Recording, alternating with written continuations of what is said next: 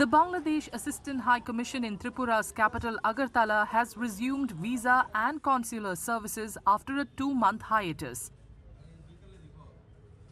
The step is a welcome relief for travelers, allowing them to once again apply for visas and process important paperwork. আসলে এখানে আসলে visa দেওয়ার জন্য আসছে আমার মেয়েদের জন্য। আমার ভিসা আছে, কিন্তু আমাদের মেয়েদের ছিল না। ওখানে আমার বাপের বাড়ি, ভিসা বন্ধ হয়ে যাওয়ার জন্য আসলে ওখানে যেতে পারি না।